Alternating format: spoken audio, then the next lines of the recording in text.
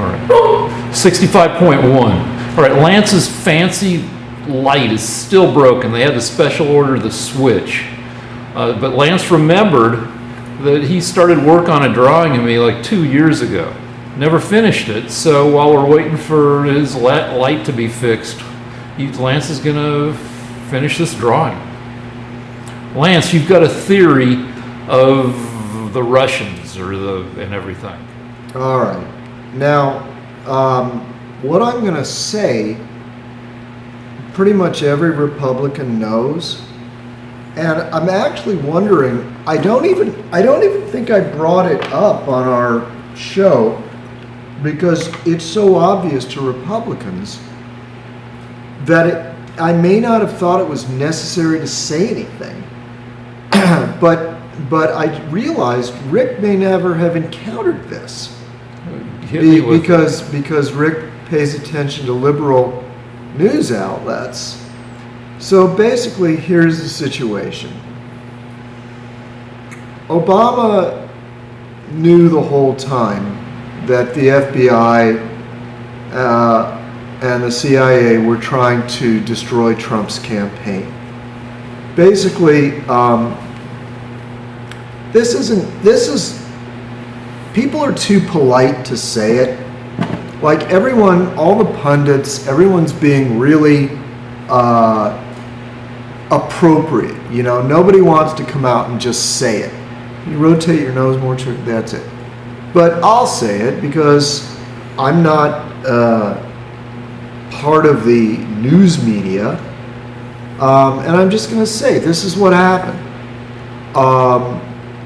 The CIA, under Brennan, a former communist, for some reason Obama put a former communist in charge of the CIA. Wait, explain the former communist thing. In the 1970s or 80s, Brennan voted for a communist for president. Who? I don't remember who, but it's a public record. He voted for a communist. Brennan was a communist before he got into the CIA. Didn't belong to the Communist Party, just voted for a dude? He voted for a communist. That means he was a communist. Rick, do we have to do this every single time? No, go ahead. All right, fine. Keep going. Look, I'm just saying you can't split hairs. If you vote for a communist, you're a communist. If you vote for a Democrat, you're a Democrat. So he voted for the Communist Party for president. He didn't vote for some obscure candidate that happened to be a great war hero that was running for attorney general. He voted for a communist for president. I think it was Gus Hall. He voted for Gus Hall, who was the head of the Communist Party, for president. And then Obama thought fit to make him head of the CIA. Go figure. So what happened was, it was Brennan that released the dossier to Brennan is the one that was handling the dossier. The dossier, the Clinton campaign paid $12 million to Fusion GPS to create a dossier using Russian sources and this dossier was supposed to destroy Trump. It was supposed to be an October surprise. Last week you said they paid $300,000. I was wrong about that, and I forgot. I actually looked at some of our earlier videos where I got the number right. It was 12 million. It was, or 9 million. They're not sure. It's gone from 12 to 9. It was over 8 million. And Steele got about 12,000 or something like that. But the point is that Fusion GPS was paid by the Clinton campaign for this dossier, which was then filtered into the Justice Department. It was given to Brennan. Brennan released it. So, okay, no one is sure. In fact, I'm a little confused on who released it, but it really doesn't matter. The dossier was supposed to be this big surprise that was going to come out 3 weeks before the election or 2 weeks before the election, and it was supposed to destroy Trump's campaign. It was like, what was supposed to happen was this. Everything was going to happen the way they normally do in campaigns. And then when there was, it was the October surprise, and the American public was going to go, wow, Trump was involved in all these orgies, and it was and we've got this proof from the intelligence community, and now we can't vote for him because he's morally reprehensible. And Page and Strzok were working on it with Bruce Orr. Page and Strzok were at the FBI. Bruce Orr was at the Justice Department. Brennan was passing the dossier around. There was confusion between all of them as to how to get the public, how to release it at the right moment. So Steele panicked and he released it to the press. Brennan was releasing it to everybody he could. I think he's the one that sent it to the FBI, and then either he or somebody else released it to other press sources. And what happened was this: they sat down in a room. So you're saying conspiracy? Well, let me tell you why I think it's a conspiracy. Because about a year ago, they got a text from Susan Rice. Okay, what are you signaling to me about, Camille? Look at the camera. You want me to look at the camera? If you're No, not trying. I can't do that. So anyway, what happened was this. Susan Rice had an email, and the email says, we did everything by the book. That email was after a long meeting with Obama. So what happened was all the top people in the Obama administration had a long meeting about a few days before Trump was inaugurated. Nobody knows what the meeting was about. We just know that after the meeting, Susan Rice said, we did everything by the book. And that's exactly what happened. What happened was they got this dossier from the Russians, and Steele and Brennan worked on everybody, the FBI, everybody wanted to sink Trump. But they wanted to do it by the book. They didn't want it to be, they knew that something might come out someday. So they wanted it to look legal. So they got this crazy dossier about Trump going to orgies. And they used it to get a warrant. They actually thought, you know what, let's not be clumsy about this. Let's actually get a warrant. So they got a warrant, and they also had 2 or 3 spies. They had this guy, this professor from Cambridge, and a couple other people that were contacting Papadopoulos and various members of the campaign. And they had a guy in the campaign called you call him an informant, I call him a spy. Remember, we went over all this. Yeah, we thought about this for 3 boring weeks. It was boring to you because it wasn't happening to your candidate. But my point is this. What happened was they decided on this idea of how they were going to beat Trump. And if it didn't work out, they were going to use it. They were still going to use all the information, the dossier, in order to sabotage his presidency, which is what they're doing now. But my point is that Obama knew about it the whole time. And what no one in the media is willing to say is that when Susan Rice came away from the meeting with Obama in his office and wrote down, we did everything by the book, it's because he knew, she knew, and they knew that eventually things would start coming out. And so far, nobody's actually pinned Obama for any of this, but ultimately that's what this is all about. The son of a bitch knew the whole time what was going on. He was never above using the IRS to harass his political opponents. Which has never been substantial. You know what's interesting? Every single time I say that, this is one of the reasons I know you're brainwashed.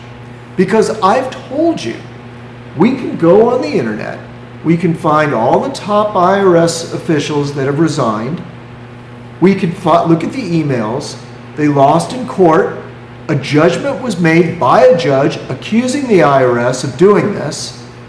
A report was issued by the IRS saying, yes, we did this, and here's what we're going to do differently so that we never do this again. And yet, for a year, you say, no, no, no. He didn't use the IRS. Oh no, nothing to see here. That never happened. Now, Rick. No, hold on. I'm just the Obama part. But I've got a theory that I've got an umbrella theory the way you have an umbrella theory. So when you're done with your theory, I'll give my competing theory. Okay, so your theory is Obama knew nothing about that. No. I have a couple general. No, wait a minute. Did the Obama administration use the IRS to harass their political opponents? Here's, in my ignorance, what I think happened. At some point, in what year did the Tea Party take off? 2010? Yeah. Okay, so the Tea Party is named when an anchor on CNBC gets pissed off about taxation. But I'm going to interrupt you for a second. You've given this theory 3 times. You always say it was perfectly justified, No. Here's your theory. I'll tell it for you. It was a new thing. No, I'm going to move. I'm going to move towards new theory? you. Okay. I'm going to show a little motion, right. Which means I'm not entirely brainwashed because as I said last week, I changed my mind more than you. That's because you're wrong more than I am. Go ahead. All right. So I have 2 principles that I like a lot. One is Occam's razor, that the simplest explanation is usually the... I'm not done with my initial theory, so let's get to your point. And then there's this thing. Because this is a long interruption. All right, sorry, but you asked me to... So all right, go ahead. Never attribute as a principle, never attribute to malice what can be accounted for through stupidity, and you can throw complacency into the mix. All right, so here's what I think happened with the Tea Party. This guy on CNBC makes a little speech, impassioned speech about how taxation's out of control and we need a new Tea Party in this country. And that catches on, and all of a sudden, dozens and hundreds of Tea Party organizations pop up across America.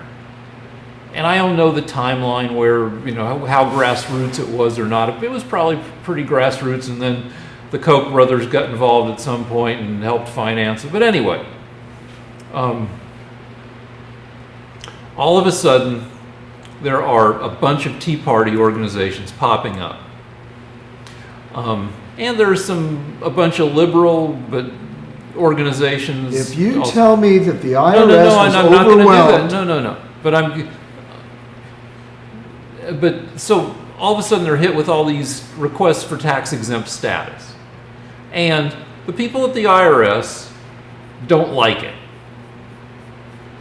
They find it offends them, say, if you want to put it in conservative terms, or they just find it less than kosher.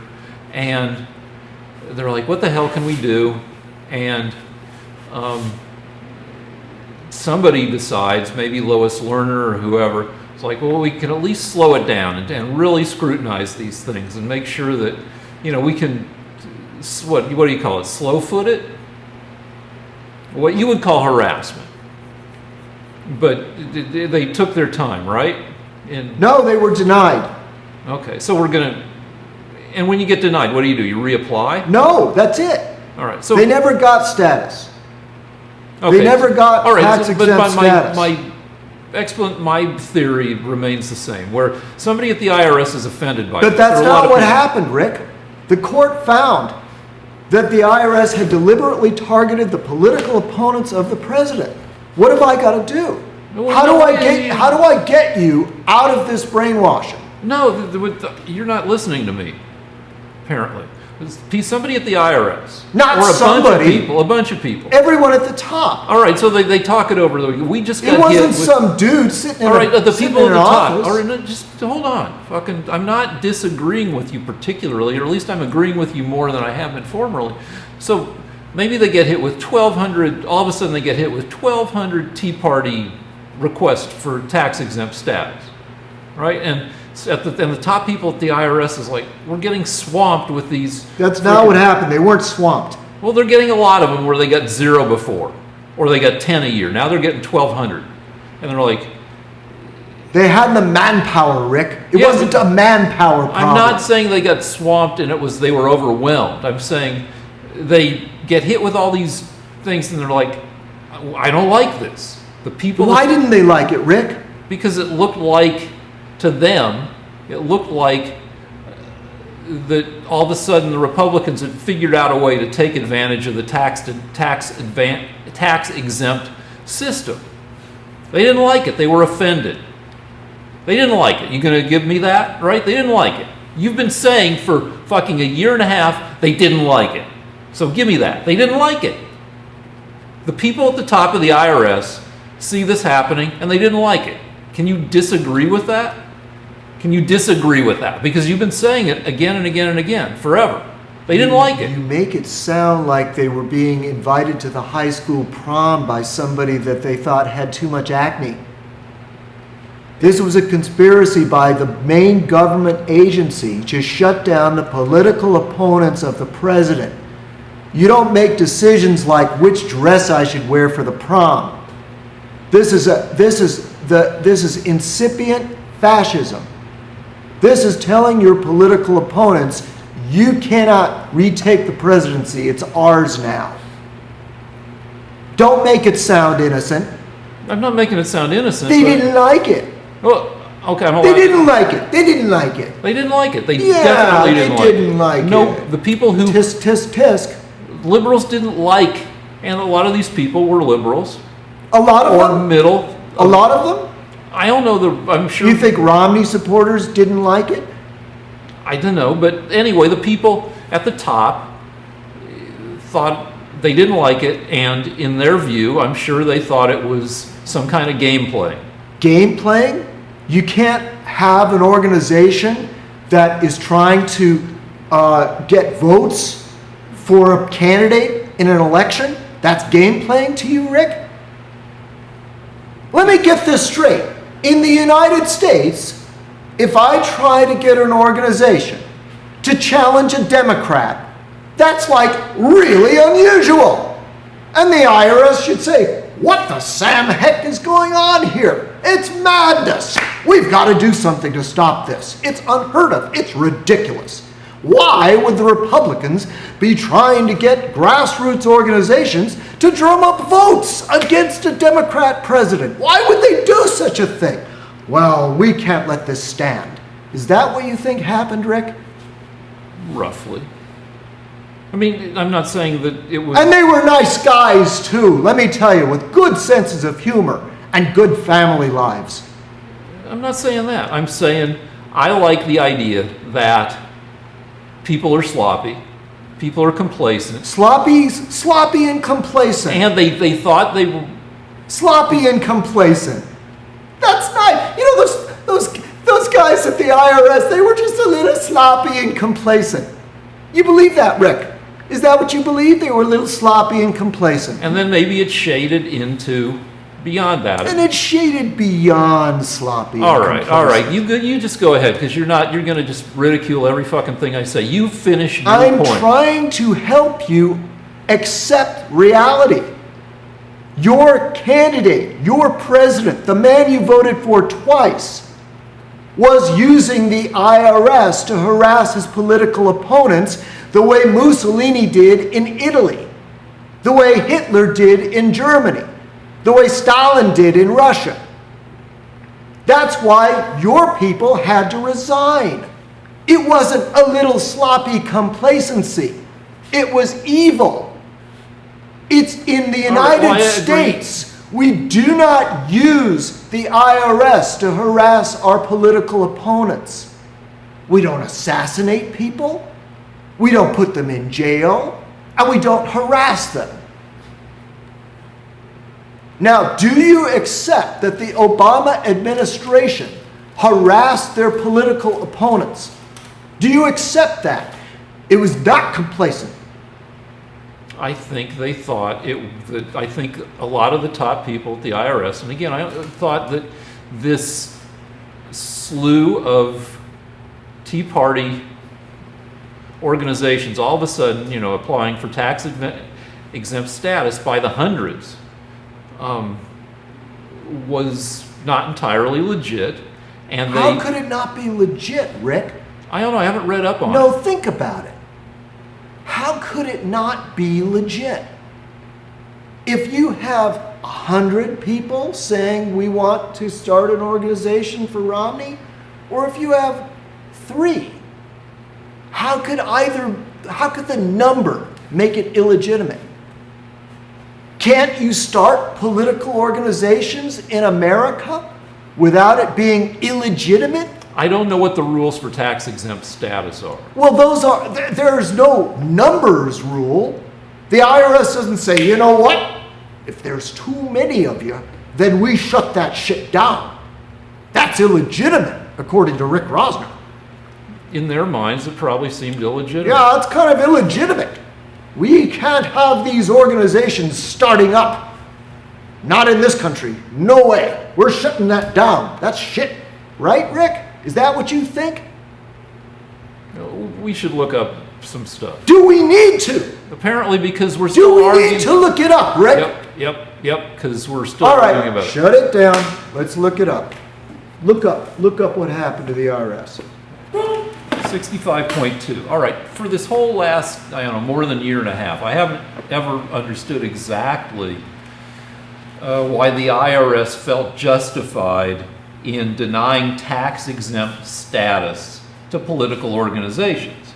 And it's right here in section 501c4 of the Internal Revenue Code. So the pertinent sentence is, the IRS traditionally has permitted organizations described by IRC 501c4 to engage in lobbying and political campaign activities if those activities are not the organization's primary activity. For instance, like Goodwill, Salvation Army, United Way, Planned Parenthood. They might have political activity, but their primary activity is for the public benefit or for charity. And apparently, at least in my understanding, somebody at the IRS saw all these organizations applying for tax-exempt status and decided that they seemed to be primarily political organizations, when that goes against this 501c4, that they should be primarily for the public benefit, which means that politics shouldn't be their number one job. And they became very familiar at the IRS and probably very annoyed with Tea Party organizations. And I can see that happening. In an analogy is me with fake IDs in Boulder in 1981 through 1986, where when 60% of the people I caught with fake IDs were girls. And probably more than blondes are represented in the general population, I caught blondes. Because I learned how to recognize, I was skeptical of blondes, sorority blondes, and somewhat resentful. Because I was afraid of blonde girls. I felt like that they didn't like me. And I could recognize when a blonde girl came up to me using an ID that she borrowed from a sorority sister.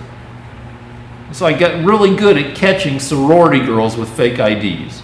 I was ready for them. I was a little resentful of them. And then if a guy came up to me and he was like a McLovin from Superbad, I wouldn't maybe be as ready. I'd be like, is this guy just a weirdo? Is it a fake ID? I don't know. All right, go ahead. So I was probably more of a prick to blonde girls than I was to other groups. Was this fair? Not entirely. And the IRS was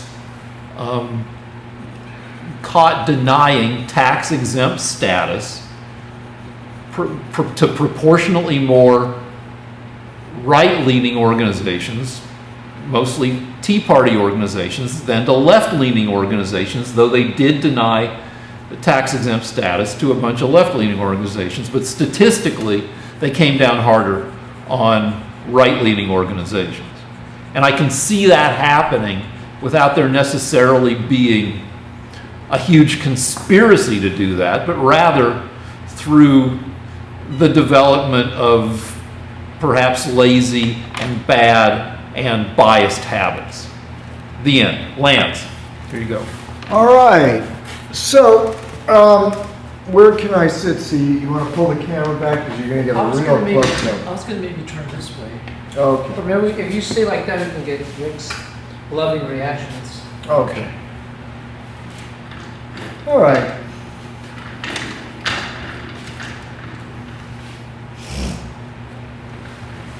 Now, Rick has made a point that seemed like it needed to be refuted.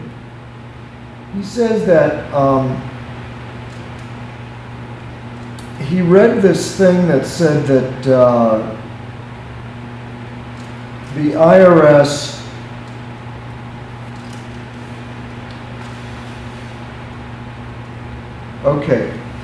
that the IRS didn't normally give this tax-exempt status to organizations that were involved in, they couldn't be involved in political or strictly political activities. But the truth is that the tradition at the IRS was to go ahead and allow these organizations anyway, regardless of what it says.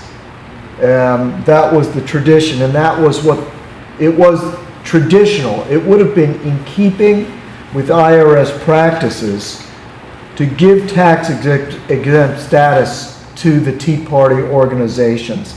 It would have been in keeping with their normal practice. And the reason I say that is not because of a mood or a feeling that I have. It's because it was determined that by court. The court actually ruled in favor of the IRS, of the Tea Party, against the IRS, and awarded the Tea Party several $1 million. Here is the order from the court.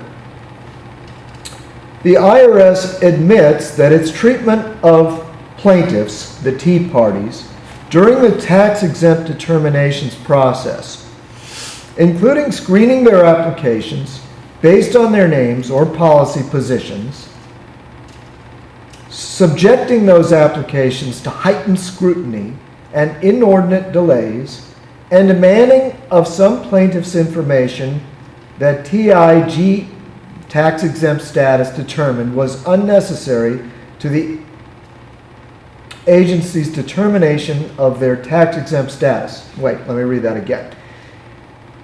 They demanded information that was unnecessary for the agency's determination of their tax-exempt status, and that was wrong.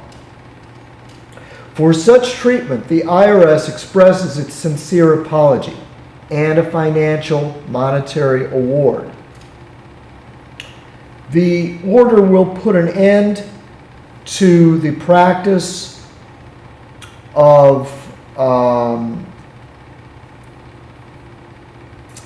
targeting conservative. Wait a minute. Hang on. Okay. The order would specifically award the Tea Parties, 1, a declaration by the court that it is wrong to apply the United States tax code to any tax-exempt applicant or entity based solely on such entity's name, any lawful positions it espouses on any issues, or its associations or perceived associations with a particular political movement, position, or viewpoint. Now, what that means is that the IRS had been targeting organizations if they had conservative viewpoints. Okay? That is, if there was anything in the name stating Israel, Constitution, taxes, various words were used by the IRS organizations to filter out the ones that they wanted to harass. 2, a declaration by the court that any action or inaction taken by the IRS must be applied even-handedly and not based solely on a tax-exempt applicant or entity's name, political or viewpoint, or associations or perceived associations with a particular political movement, position, or viewpoint. But what that means is that the IRS had been targeting organizations for having a political viewpoint. Not because whatever the fuck it was that Rick said. 3, a declaration by the court that any action or inaction taken by the IRS must be applied evenly. I already read that one. Okay. 3, a declaration by the court that discrimination on the basis of political viewpoint in administering the United States tax code violates fundamental First Amendment rights. Disparate treatment of taxpayers based solely on taxpayers' names, any lawful positions the taxpayers espouse on any issues, or the taxpayers' associations or perceived associations with political movement, position, or viewpoint is unlawful.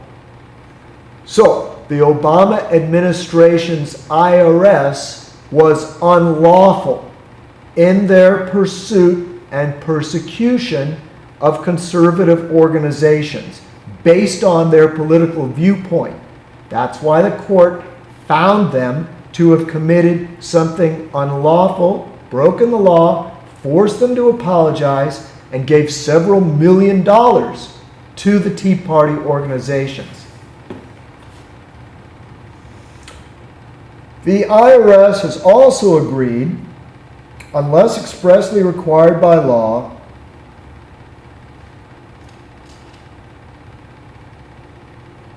certain actions against the plaintiffs, the sharing, dissemination, or other use of information unnecessarily obtained by the IRS.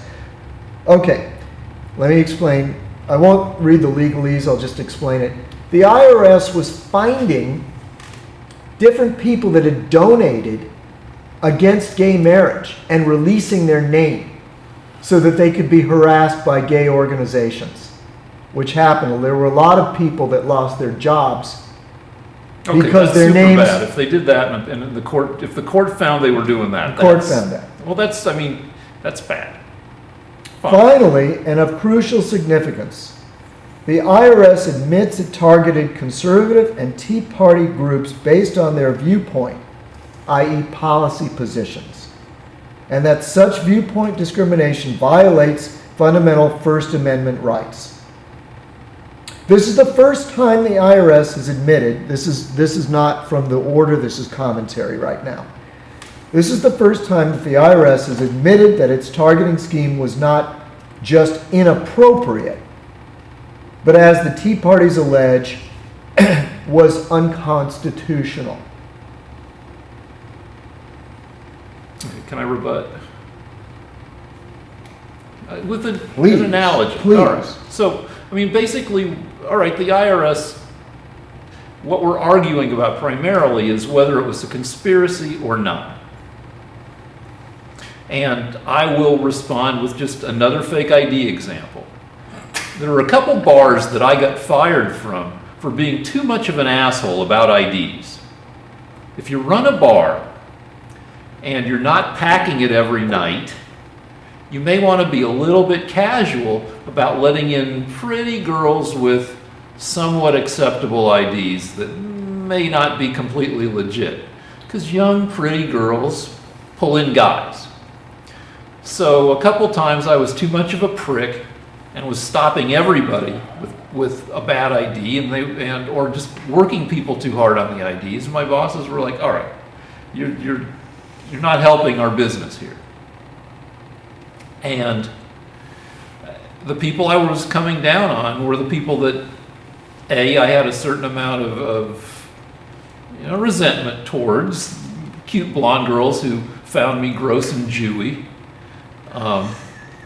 And also ones that I was, aware that these girls were a rich source of fake IDs, and I loved catching fake IDs. For the catching of them, also we got paid a bounty, like $5 for the first one and $10 for one. One time I caught 44 fake IDs in a single night. And if the name on the ID happened to be this blonde girl named Tina Tigner, I would work you so frickin' hard, because I had a theory that there were 3 Tina Tigners walking around, and only one of them was legit, that 2 of her friends had taken their birth certificates to the DMV and gotten driver's licenses made with Tina's name and their picture. And I was a motherfucker to Tina Tigner, anybody named Tina Tigner. Was this unfair? Yeah. Did I go too far? You could argue that I did. Was it a conspiracy? No, it was just one lunatic who liked catching fake IDs and was annoyed by blonde girls who didn't like me. So one of the great things about the Obama administration is there was never really any scandals. So this is not even, right? Would you agree to that, Lance? No, Lance thinks they're full of... Go ahead, Lance. Okay, here's the thing, guys. Now, normally at this point of the show, the old Lance would, at this point, be completely crazy. I'd start saying things like, I might say something like, this is why I'm going to kill myself after the show, or Rick wins by literally, just making me not only wrong, but suicidal and depressed. But the new Lance is just going to say, I read the court order. Rick gave a charming, colorful story about checking IDs with a lot of metaphorical value, and I'm just going to move back to the original theory I needed to propose, okay? So the original theory that I was proposing was basically this. The Obama himself was informed of all the activities of Strzok and Page. We know that because they exchanged emails saying that Obama that the president wants to be kept informed of all our activities. That's in writing. And then after a lengthy meeting, a day or two before Trump's took office, Susan Rice said we did everything by the book. So my point is that Obama and his fellow conspirators tried to do everything by the book, but they were going to trap Trump. They were going to use this dossier. They were going to do it by the book. They got warrants through the court. They got the FBI and the Judicial Department to work on it. None of it panned out, but they were going to release it right before the election, which is what they did. And it didn't work.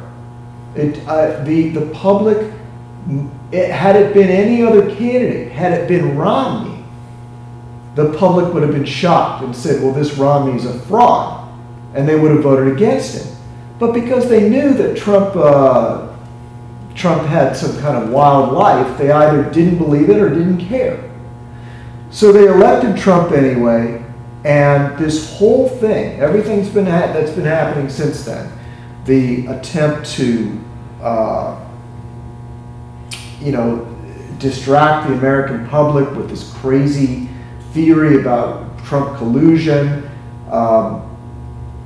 all the lying from the FBI and the Justice Department, all these people that have been forced to resign or fired because of misconduct, all of this is dancing around the fact that Obama knew that Obama was basically the ringleader of the whole thing. And it may not come out in a timely manner. In fact, it may never come out. But my suspicion is that's what all this is about. They're trying to protect Obama. And I think the reason that they need to protect Obama so badly is because if it can be proven how corrupt he was, it would mean that everything the Democrats have ever believed was wrong. Because he was the quintessential Democrat. That's all I have to say. That's my theory. Okay, let me do another charming anecdote. I have a weird kind of OCD practice where I like to walk around pretending that I'm somebody from history who's all of a sudden waking up now. Be in the pose, though, okay? Okay. And I don't know, this whole week I've been pretending to be Abraham Lincoln in my head, watching the news. And, you know, and a lot of the news, since I watch MSNBC and CNN and occasionally Fox and some CNBC,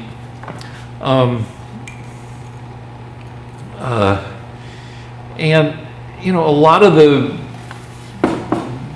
people on various channels kind of say, this is the craziest president ever. And worse, they say, you know, this guy shouldn't, you know, they...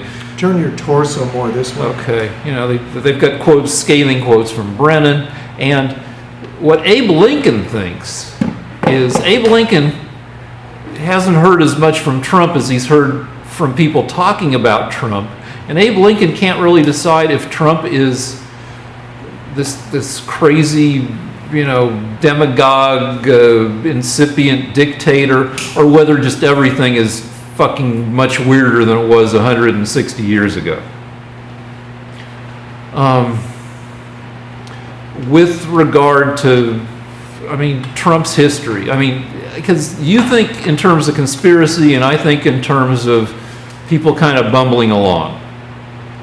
And I think that in terms of the investigation of Trump, like Trump has left a 45-year trail of being Trump, of questionable business practices, of failed businesses, of bankruptcies, of, you know, the whole Trump University semi-scam or full-on scam where he had to pay $25 million to 6,000 people who claimed they were victimized by bullshit claims and selling them courses at Trump University. Did he collude with Russia?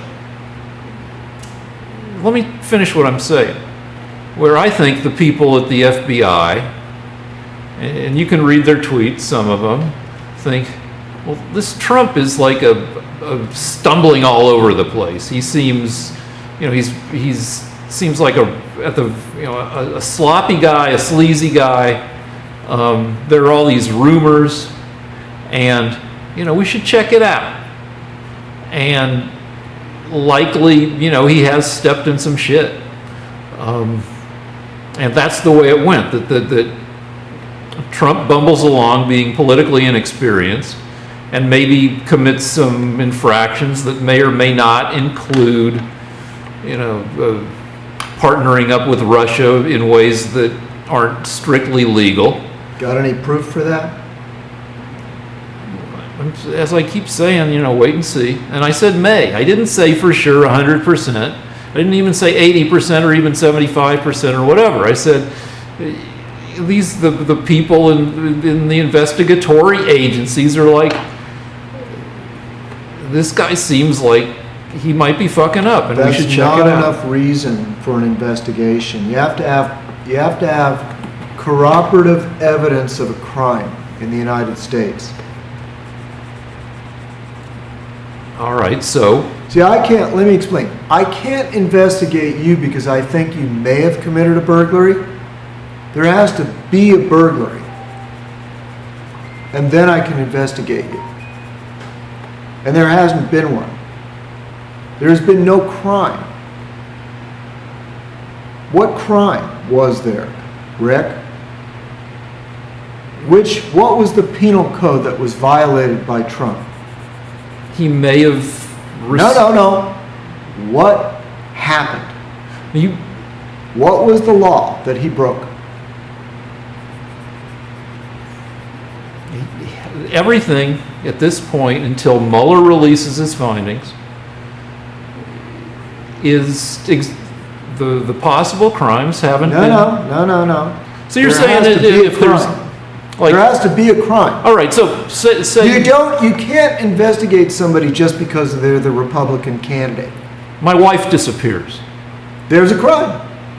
Is there a crime, or did she just leave me because I'm an asshole? No. If she leaves, if she's gone, there's a missing person. You can't, but Is there a crime? But you can't be investigated. Being a missing person is not a crime. No, you would be the most likely suspect in a case of missing person. But being a Republican is not enough to go on. Was there a burglary at the Watergate investigation? Yeah, but That's how it started. missing person is not a crime. But Okay, they still investigate missing persons. It started with a burglary, right? That was very convenient for the people going after Nixon. But Well, it wasn't convenient. There was a crime. But you can investigate things where there's not 100% certainty of a crime. No. There has to actually be a crime. According to what? According to American law. So you need to find something in the statute. Something that's actually happened. You need to find a statute. I don't need to. There has to actually. If you want to rebut me. No, okay, listen to me. I will rebut you. Okay, listen to me. The police don't investigate you because they think you may have done something. There has to actually be a crime.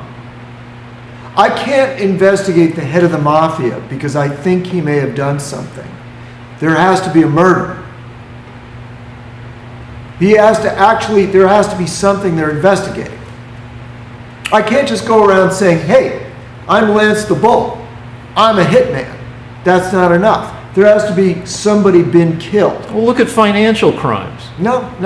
But there is no financial crime with Trump. No, I'm saying, but look at, like, in general, if a company looks like it's hinky, you're allowed to, at some point, you're allowed to investigate the company without 100% proof at the beginning of the investigation. There has to be proof of a crime. No. But whether you're guilty of it, No. that's the investigation. Do you understand? Now, look, I'll say it a different way. You can say it as many times as you want. The IRS gets a report from you that you made $100,000. But they also have a report from a bank that you made $1 million. That's a crime that they can be investigated. Trump didn't do anything like Bernie that. Madoff. So people start getting suspicious of Bernie Madoff. And the FBI starts checking him out. They say, well, we've been getting these statements and there has to be a credible accusation of an actual thing that the guy did. There is no accusation against Trump. You're saying there's no credible accusation against Trump. Do you think he was in a room with prostitutes peeing? I think there were 30 other, if we're going off the dossier, which you like to go off of. Yes. I think there were 30 other. Now you say you read the dossier, right? Yeah, at some point, but it's okay. been a I year. read the dossier and I remember what was in it. There are no crimes. There have been substantiated. According to Christopher Steele, in a court of law in Britain, none of the things elucidated in the dossier have ever been verified. None. Yet Christopher Steele also said that he believes that 85 to 90%. No, that's what he said to the press. In a court of law, he said none of it has been verified. But he can believe both things. He can believe. I have to go with his court testimony, Rick. According to his court testimony, there's only a 50-50 chance that what's in the dossier is true. Did he say 50-50? Yeah. That anything in the dossier? What Correct. Did he say? Well, Yes. all right, so that's still 50-50. Yeah, but 50-50 that somebody died is not a crime. You have to have a body.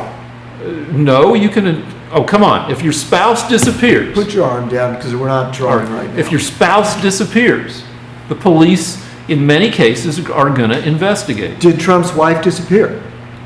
Well, come now, you're being ridiculous. No, you're being ridiculous because there has been no crime, Rick. Sometimes you don't know if there's been a crime until you investigate whether there's been a crime. You can't investigate. It's against the law. Find me the statute. You cannot That's a crazy standard. That if there's no absolute proof, then somebody whose spouse has gone missing would never be investigated. Bernie Madoff would never be investigated. No, it works this way. You would say, look, there was a wife. Now there is no wife. We need to investigate that. But you don't say, Trump seems suspicious. We're going to investigate that. No. You have to say, what are you suspicious of? Well, for instance, what are you suspicious of? Trump has. That's not in the dossier. You don't know what I'm going to say. You're going to say financial dealings with German banks. I'm going to say Trump has a $40 million property. He can't sell it for $40 million. Not in the dossier.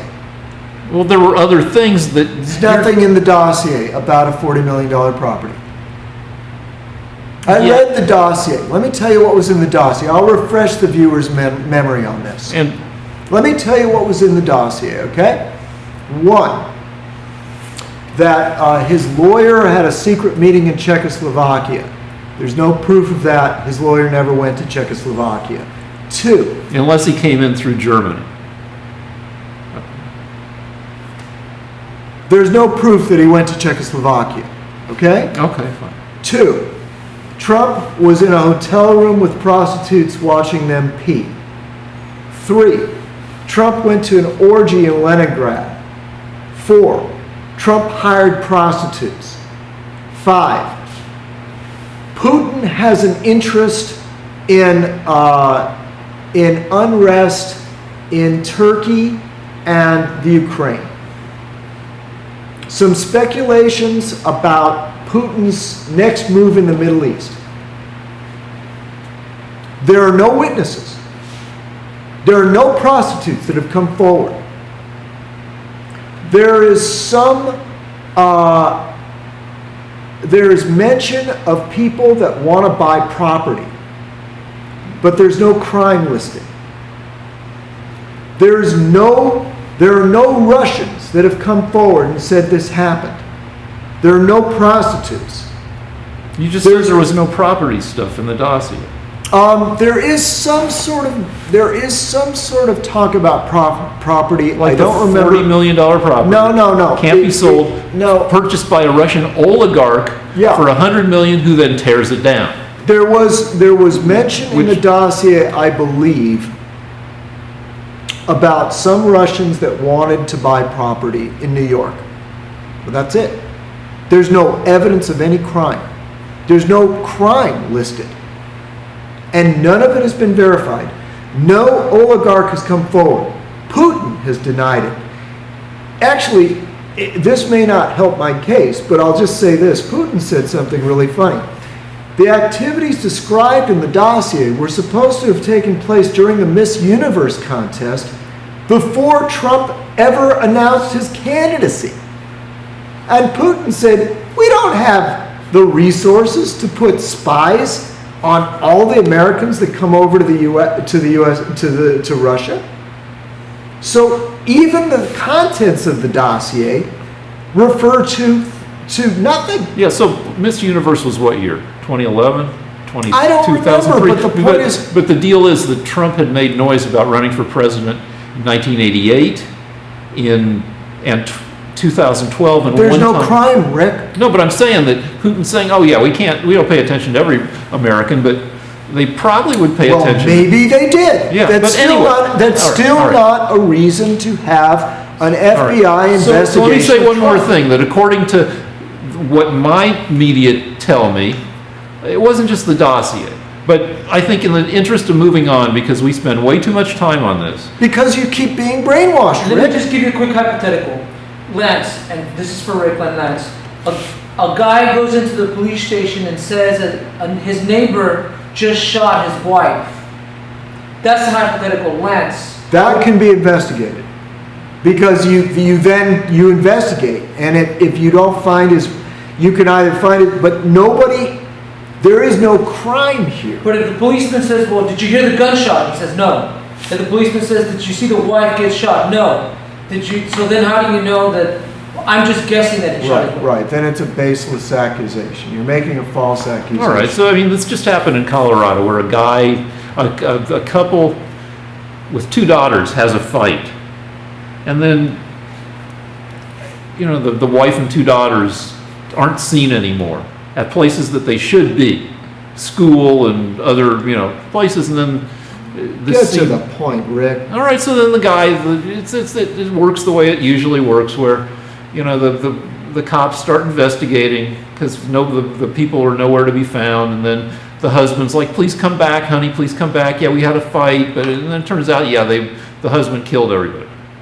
But Are there any bodies in the dossier? Has the dossier listed any crimes that can be verified or have been verified by anybody? I don't know.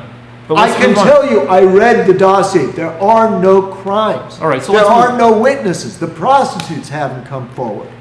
Nothing. Well, Nothing you in named it has come six, forward. You named 6 things in the dossier. The I dossier, wrote it down. We argued about this a I year know ago. we argue about it too much, so we got to move on. There were more than 30 specific. Do we things. have to go over it again? I'll do it again. I'll do it You just again. named 6 out of more than 30. So Okay, Rick, nothing in the dossier has been verified according to the FBI. Do you believe the FBI? Do you believe the Comey FBI? I don't want to break now. No, wait. Do you believe the Comey FBI evaluation of the dossier? Yes or no? Nope, because Comey hasn't been head of the FBI for a year and a When half. he was the head of the FBI, his evaluation was that the dossier was unverified. Yeah, Do but- you believe that? Do I believe it was unverified in February 2017? Yeah, okay. Do you believe it's August 2018. It still has not been verified, Rick. So we should look it up. Not right now. No, but no, next wait a time we minute, wait a break. minute. Neither the head of the FBI under Obama nor the head of the FBI under Trump have said that the dossier is verified. Neither say it's verified, Rick. Well, so No, we don't need to look it up. I just want to know if it is true that the FBI has not verified the dossier. Will you still believe the dossier? It depends on how they talk about. No, they say that nothing in this dossier has been verified. Do you still believe it? If they say that nothing's been verified and that nothing could ever possibly be verified, or could be verified in the next 2 years, or whatever. No witnesses have come forward. There is no evidence that the dossier is real. Well, there's a is simple true. way to address this issue, and It that's is when we def- take a break, we Google what's been verified out of the dossier. Okay, let's do it right now. All right, here we go, breaking.